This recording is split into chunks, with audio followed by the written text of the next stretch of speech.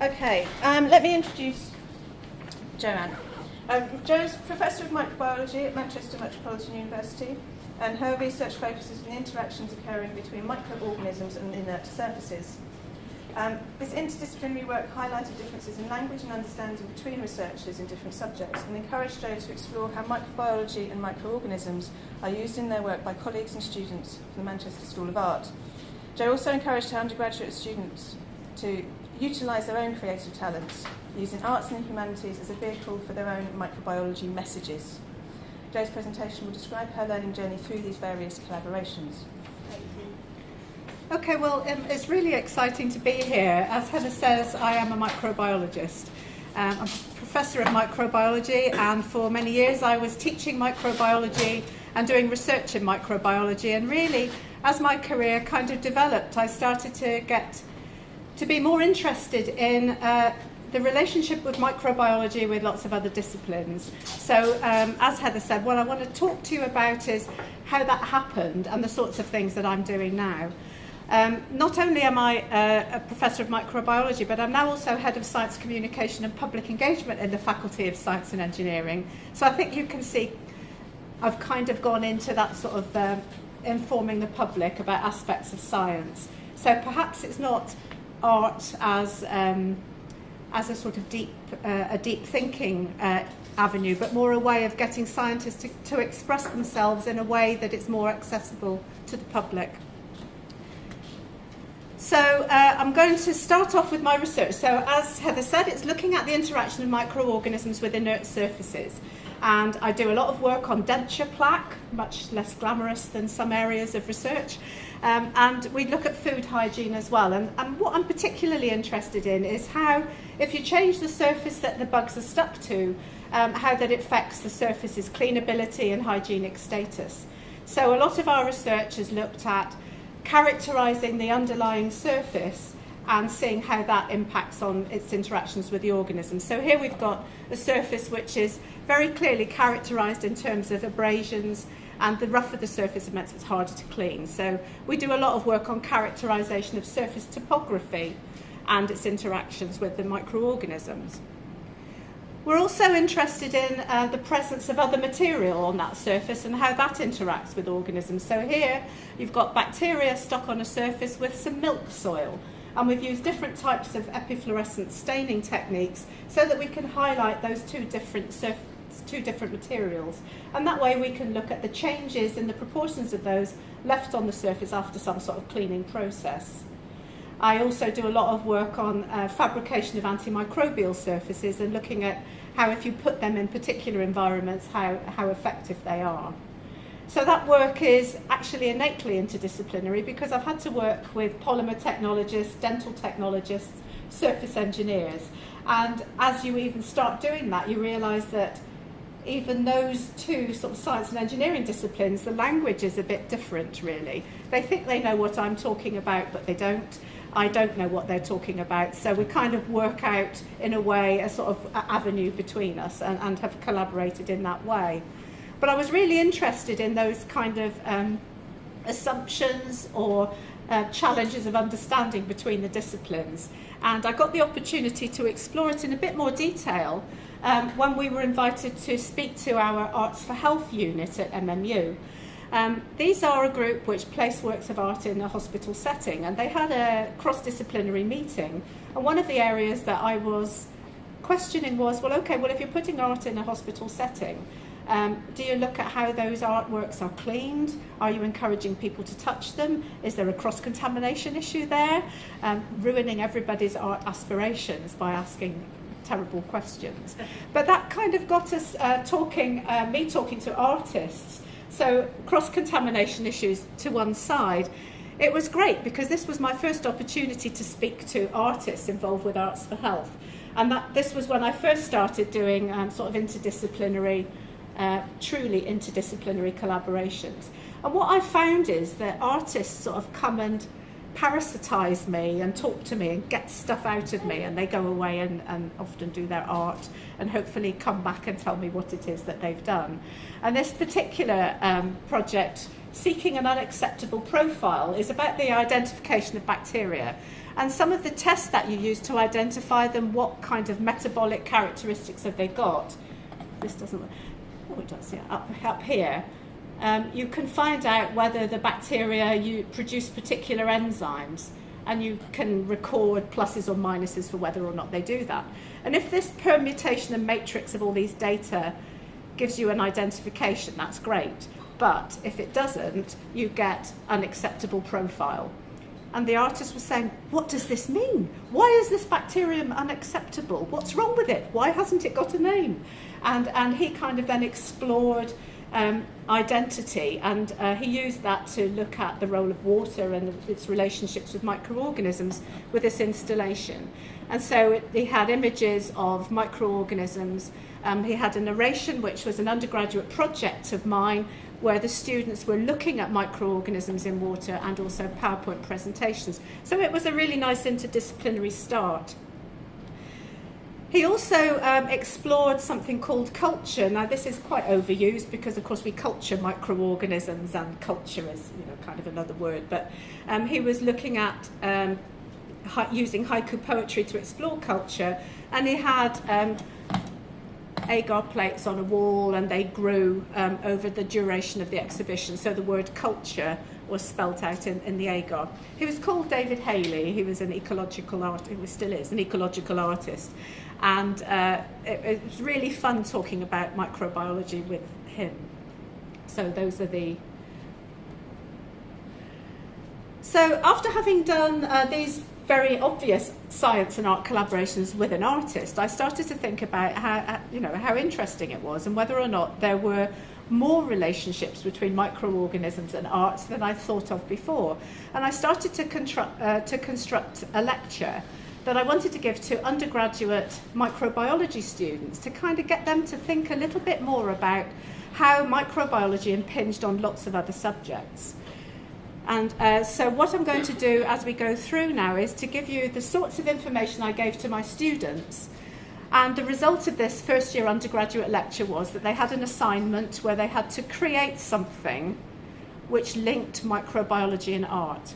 So they had to come up with an idea, they had to come and tell me what it was, they had to explain to me why it wasn't just drawing a picture of a germ, what did it mean, how was I going to mark it, so in negotiating assessment criteria and what their outcome would be. So it was a bit challenging for first year undergraduate microbiologists. But my aim was that they were coming to MMU with a whole range of A levels and AS levels, and often they've got qualifications in photography, art, textiles, design, English, and we kind of ignore all of that and just focus on physics, chemistry, biology, maths. So it was a chance for them to explore their entire portfolio of skills and remember that all of the stuff that they bring with them is worth carrying through their studies. So the most obvious connection between microbiology and art is the deterioration of cultural heritage by microorganisms. And students, undergraduate microbiology students, they know all about brewing and baking and food poisoning and beer, but they don't know much about cultural heritage and the importance of it in conservation and preservation. So it was a really, and it's a wonderful exploration of applied microbiology that they tend to be unfamiliar with. So I talk about a whole range of different activities. Of course, that's Mary Rose. If the Mary Rose had been left under the sea, it would be okay, but it's rotted. We have to be careful that it's not rotted by microorganisms. So the whole way that it's presented is to prevent that deterioration.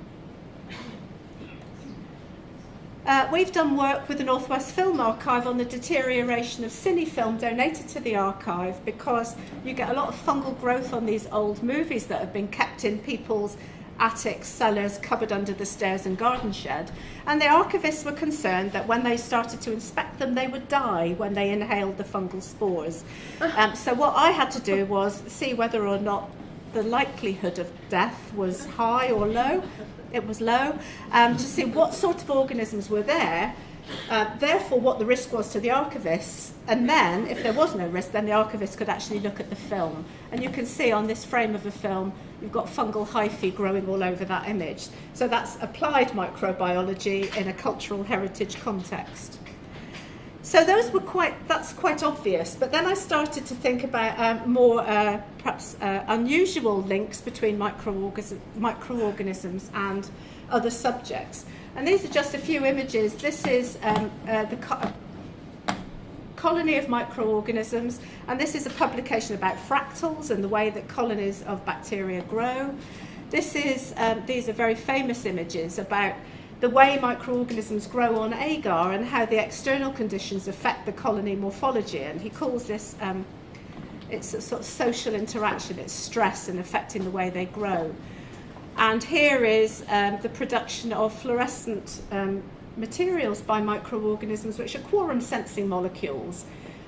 When they're in a community, they start to produce these fluorescent molecules. So these are squiggles of bacteria on agar plates revealing this fluorescent quorum sensing molecule. So they are sensing one another and communicating with one another. There's lots of us here, let's light up. This perhaps you'll be less familiar with, but this is the top of a cup of tomato soup, which has been left in someone's office for a long time. And it was a competition that the Royal Society of Chemistry set up to find the mouldiest coffee cup. And so it's again a sort of manifestation of the celebration of the ubiquity of microorganisms, and it was actually to celebrate Fleming's, one of Fleming's anniversaries. Speaking of which, he was very interested. He was a bit of a serendipitous microbiologist, and he was interested, as you know, he discovered penicillin by accident, the sort of famous story. But he was also very interested in the way microorganisms grew. This is a particularly boring picture of colonies on an agar plate to show you that there's lots of different colony morphologies. This is just something we left on the floor. Bacteria land on it and they grow, and so you get different kind of shapes, sizes and colours. And Fleming used these different pigments to make drawings of the pigments of the microorganisms and incubate them to see what sort of images he got. So I think he was probably the first to use pigmented bacteria to paint on agar, and since then lots of people have done it. Now of course it's very difficult because you can't see the colour until after they've grown. So that's why the art is not perhaps the best you've seen in the world, because you have to kind of guess what it's going to look like. You have to wait until after they've grown to see it. And this was a piece of work that one of my undergraduate students did, which, as you can see, is the Clockwork Orange logo. And he wanted to look at that because the microorganisms in Clockwork Orange, they drank a lot of Moloko, and he used milk agar to grow the microorganisms on. And he used a particular bacterium which grows Staph aureus, in fact, whose pigment is highlighted. So actually, this was an extremely technically difficult challenge to get that kind of image and discussing culture of microorganisms. So all of those were colonies, the way that the organisms grow in a community, in a colony. There are lots of other types of communities. These are images that have just come out of a microbiology textbook. And I mean, students would never look at those until I say, aren't they lovely? Don't they? Isn't it amazing? Look at the microscopy, look at the interactions, look at the diversity. This should be inspirational for imaging, but it shows new technologies, communities. So even textbooks have nice images in them for microorganisms. And this is an alga. This was a competition for the British Phycological Society, and this is obviously just beautiful anyway. So the cells of microorganisms are exquisite and artistic in their own right. There's a website called diatoms.co.uk, and the guy who runs this sells diatoms. So if you want to buy diatoms on a microscope slide, you can buy them from him. And the Victorians used to make diatom art, lining them up sort of as classification. And what he's done is turned them into images. So this one is the image of the month, just using diatoms to sell diatoms so that children at school can learn about diatoms, but in a rather more interesting way. At the Whipple Museum, there is a series of in Cambridge. There's a series of glass models of beautiful, exquisite glass models of fungi, three-dimensional fungi, and Luke Jerram is very well known for his glass viruses, and this is a glass E. coli, and that's me looking mean and moody. I'm not able to do that normally, but I saw a photo of him doing it, and I thought, that looks good, I'm going to do that. So that's my most poncy pose that I have. I'm proud of that one.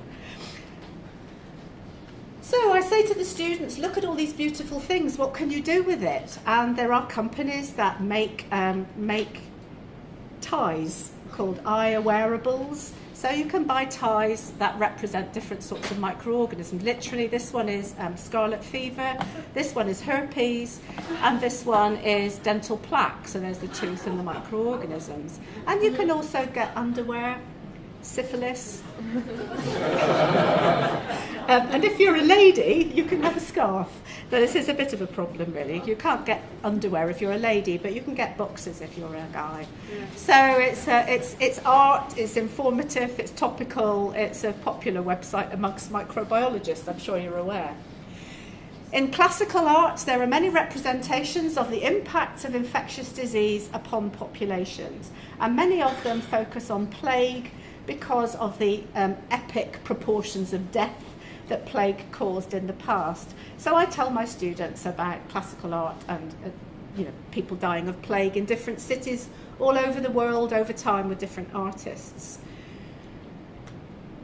This is Monk, The Inheritance, which is a congenital illness, and I had some students who then adapted adapted classical art to give their own sort of microbiological messages. And I'm sure that you're aware that this is Ebola. So this is adapted from the scream, and so they were sort of using the imagery of the scream to give sort of a bit of information about Ebola. This one is a Lowry image modified for rat infestation and plague. So again, it's just sort of exploration that my students can do. There are lots of cartoon imagery providing information about infectious disease, like here you've got someone with syphilis, don't go near him. Here is somebody taking the cure for syphilis, drinking mercury. You die of mercury poisoning instead of syphilis then, but it's more noble.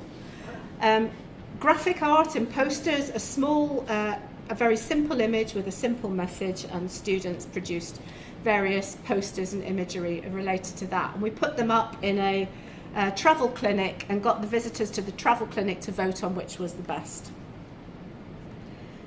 Then you have art which has more of a message, and this was by a guy called David Alan Rayner, who was the president of the Royal British Mycological Society, and his painting is called Fountains of the Forest, and illustrating how fungi at the bottom and underneath the soil are fundamental in the recycling of elements through the seasons. It was a painting that he gave to the society when he became the president. There is more graphic imagery relating to stained glass, which have to rely on more simple fabrication techniques. So that's in Whitechapel. And this is in America. It's a stained glass window in a hospital representing influenza. So you've got the different hosts of the influenza virus, the changing morphology of the influenza virus, and the global significance of it. So my students tended to take on a more literal interpretation. So if they were good at art, then they produced some art, but they nevertheless had to find out about the microorganism and then use some information about that microorganism to produce their work. So this girl was interested in silk painting, and she explored silk painting using Aspergillus flavus, a fungus. This one found out a lot about HIV and looked at different ways that artists might represent the virus. So there's I think there's Pointillist, Cubist, Primitive, and Pop Art HIV. This one looked at 1950s information related to tuberculosis. We had others who looked at jewellery. I mean, of course, bacteria are round, so they do fit beads quite well. So it wasn't, but she did explore lots of different types of jewellery inspired by microorganisms. And here, photography and modelling and a sort of obvious Andy Warhol image.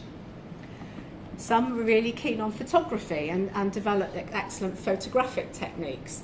This girl was interested in sequin embroidery and embroidered a virus which she found out information about and did her embroidery.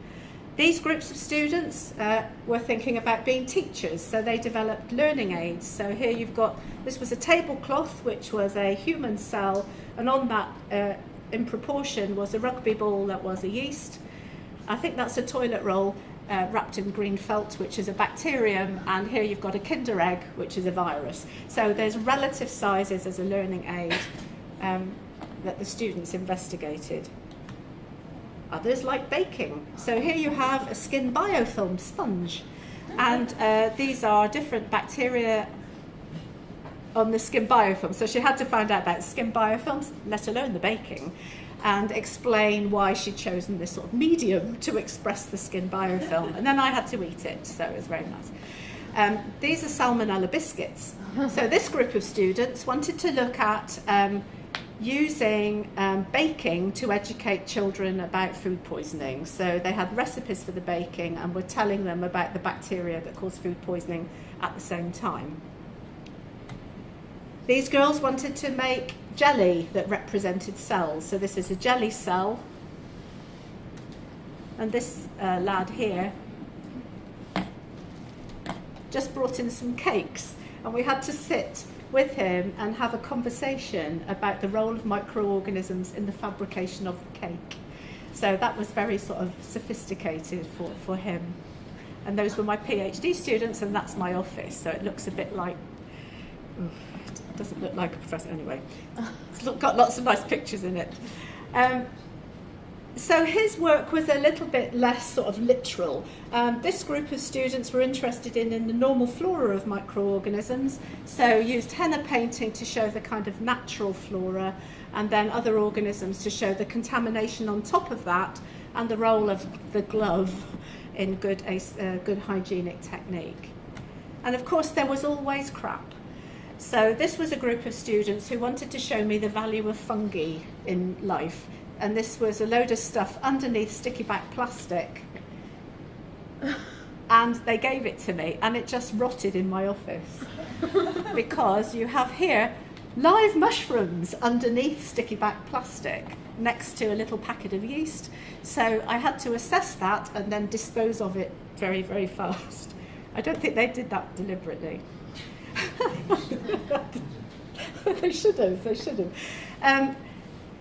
We did have a project where we got science and art students to work together to design an exhibit to go in our foyer, and this was a really nice experiment because this group of students produced a very long piece of wire, and they showed changes to that wire as the wire extended. So it kind of represented evolution, fractals, chemicals, and maths. And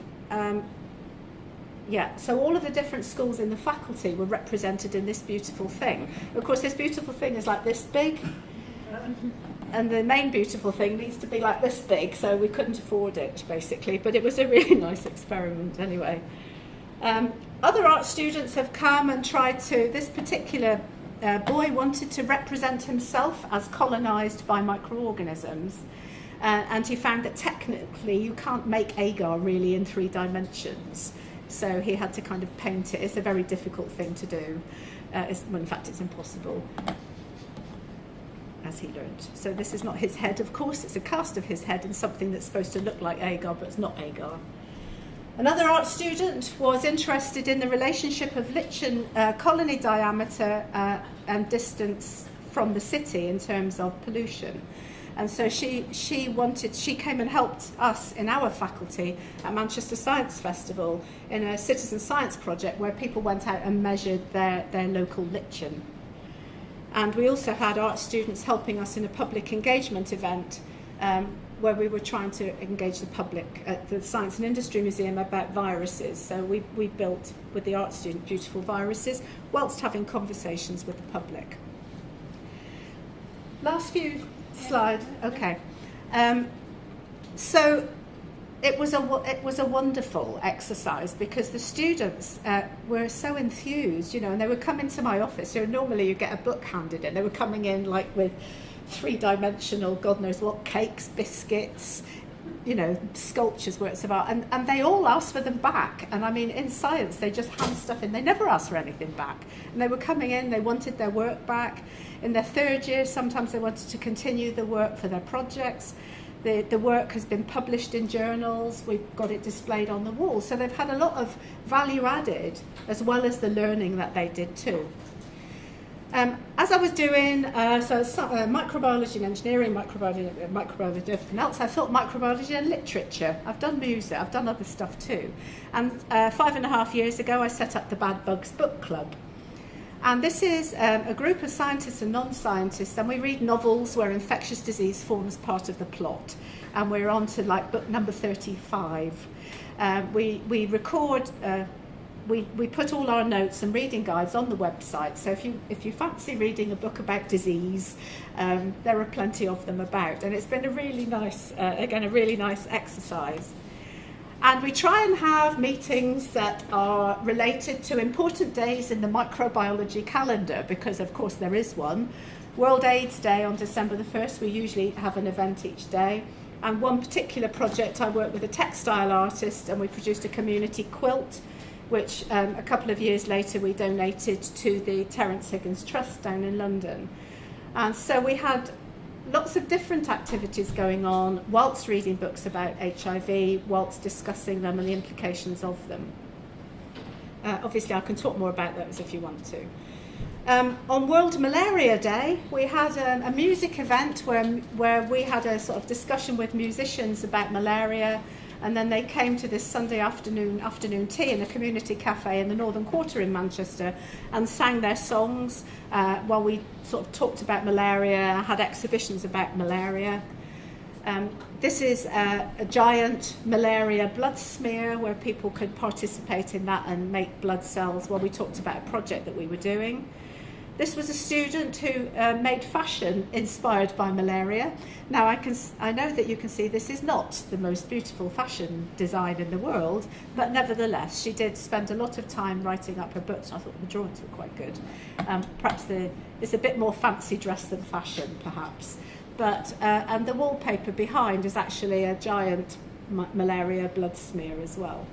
So again, it's kind of engaging with people about malaria. This girl was interested in the art of musha and did some exquisite jewellery. So you can see here, there's 2 mosquitoes on either side of a blood cell. So again, the students' work is exquisite. Now, I've gone quite quickly through a whole range of different things. As I said, there's various other activities that we've done. But one of them that is another story really is relating my work with microbiology to zombies and vampires as agents of infectious disease and models of infection. And we've done a lot of different public engagement activities on that. And I think, and it's actually working very well. So public engagement is something that we do. And this was an immersive theatre event where I was a scientist. I actually was a scientist advising people what to do in the event of this lethal disease called the Lazarus pathogen, LazPath, which was in effect a zombie exhibition. And it won the National Centre for Public Engagement Award for the best collaboration. So it was brilliant. So if anybody ever says to you, as I think somebody mentioned before, it's totally not true. So I've really, really enjoyed doing the work I've been doing. I found it enlivening. It's a really nice way of thinking about different ways of communicating aspects of science to a whole range of different audiences. So I hope my journey has been of interest to you. So thanks very much.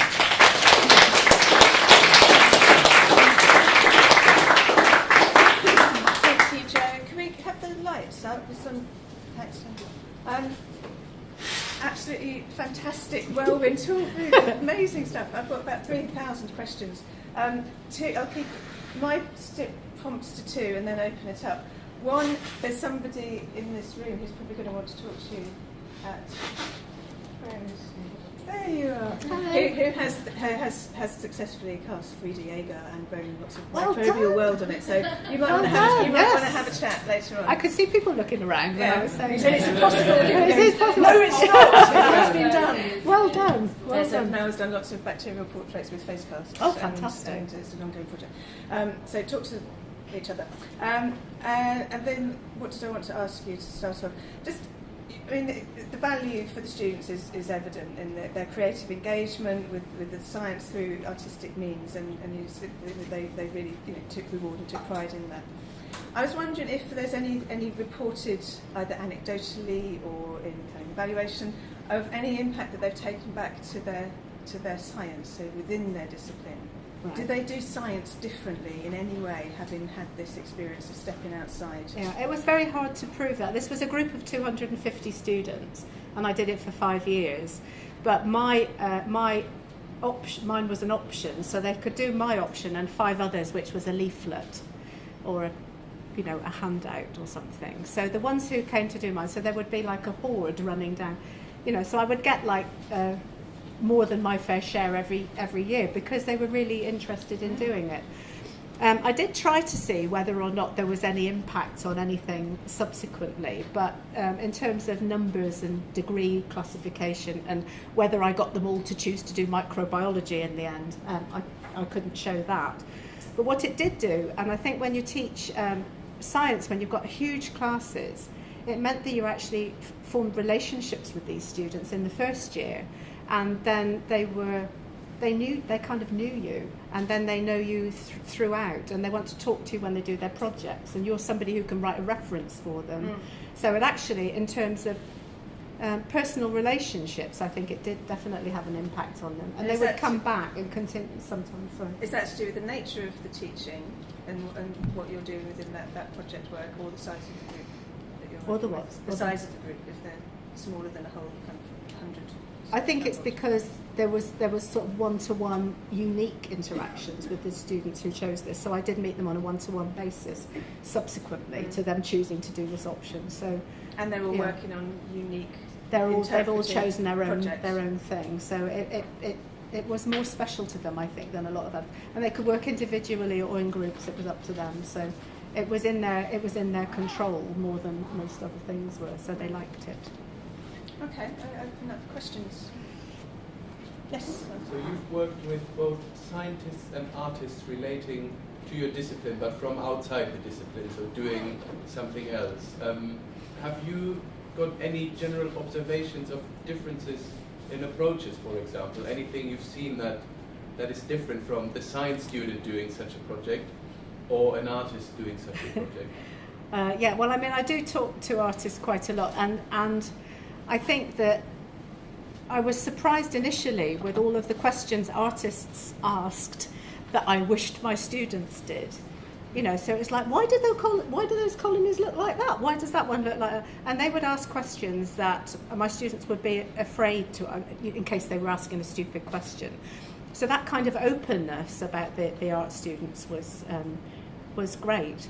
As I said right at the beginning, sometimes I found that I was just used by them, and they would sort of bleed me dry and then disappear forever into the ether, and I would never know whether I had done anything to them. And so I have had to say to their tutors, I would really like to know what's happened, even if nothing. So I think there's that kind of collecting of ideas and things that there was that. The science students, as I say, do tend to be more kind of factual, literal, and that things are potentially right or not, rather than of an exploration. So there are a lot of differences. And also, there's also the arts people have little books and they draw things and they stick things and they write things, whereas the science students date and so. But that in itself is interesting because the scientists still have had to have a creative and an imaginative idea in order to do their work. But the way that they do the work and the way that we write, of course, takes all of the humanity out of everything. The way that there are lots of differences. Can I ask a question about that? Is it, in your opinion, because of the way science and art are taught, or is it about who takes science or art? So are those methods inherent in the education system or the personalities? Well, I don't know because I Sweet only in general. because I only did science. I think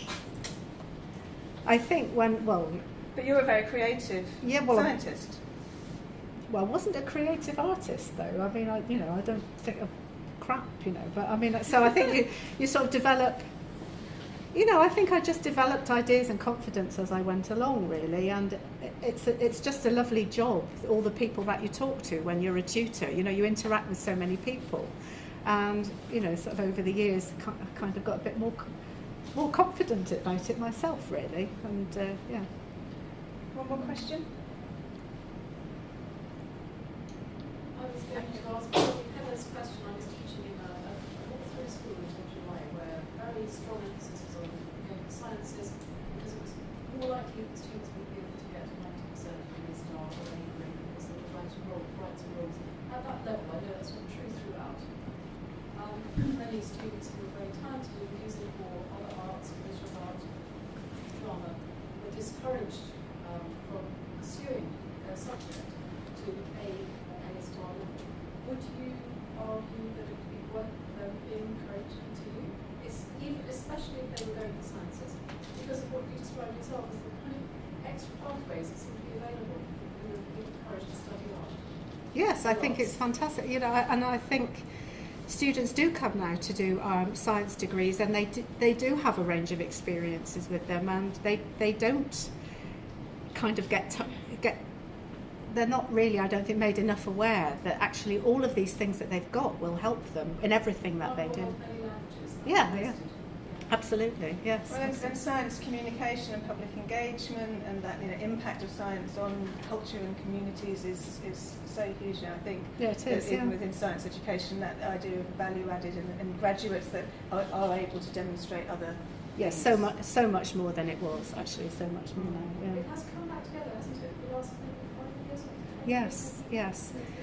I think it was the beacons for public engagement. That was sort of lots of different beacons were set up all around the country, and they kind of helped public engagement, and it meant that everybody had to think how they were communicating what they were doing to people, and for us it was perhaps more difficult, because we hadn't really thought about it before.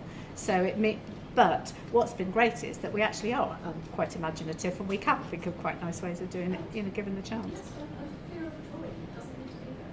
No. Art also is responsible for that. Yeah. I mean, I've started to do a bit of creative writing as well, and what's weird with that is that, you're never wrong. I mean, it's great, you can say anything, If you've read the book, of course, there is that, but, people say, oh, yes, interesting, whereas, of course, in science, you're terrified that you're going to, you might say something wrong, so I think, it's that sort of confidence and freedom as well. Just really quickly, do you think that worrying about getting things wrong in a science education is harmful for a science education? I think it's hard. I do think it's hard if you're afraid you're going to say the wrong answer. Did everyone hear that? Do you think that the fear of getting things wrong is harmful in science education? Was the question. I think it's how somebody deals with what it is that you've said, if it's right or not. It's just you always get. Depends on how. So it's all right. I was just saying about education secretaries always saying that art is useless, and that it's with art, you'll have a crit in art education, and everything will be wrong, and your idea will be destroyed, and that's really constructive. And I just think it's so sad when we have people that make decisions about education, about future generations' education, who have absolutely no idea about the process of learning, really. And then it completely marginalises students that can't think in a scientific way. Or a particular way. It might also be worth remembering that much of science has been wrong, but it's all contributed to getting towards what So working towards, has been true. Yeah. Many of science's previous models have been shown to actually not actually right, because the technology or the thinking tools are available to examine At the time. now at hand. But that doesn't mean that any of that thinking was wasted. That's a really strong thing. Nothing has to be wasted. No. We can always learn from the science models, and we understand that we make mistakes, but they are on the route that takes us forward or takes us wider or deeper. Thank you. can take. It was somebody wanting to come in from that little murmuring of discontent. Go on. I've had both an art and science education, and I feel I'm actually a better scientist because of my art background. I think in the scientific field, I feel I'm actually taking a year out of my undergraduate studies because I'm really restricted. Because a lot of the scientists, the traditional scientists, they kind of have I find a very narrow view of thinking, and if I post some ideas, they know you can't do this, that. Whereas I actually find myself better, not a scientist in the traditional sense, but more of an innovator. Push forward ideas, think of things in new ways. Because I've had an artistic kind of education prior to going into sciences. So I think it's really important to have both. It's about flexibility, being able to. Yeah, a bit of freedom, I think. Yeah. We are going to have to move on, so save those for the break and continue to discussion. Those things, if there are little questions and things bubbling, jot them down because we're going to have discussion at the end. Thank you very much, Jo.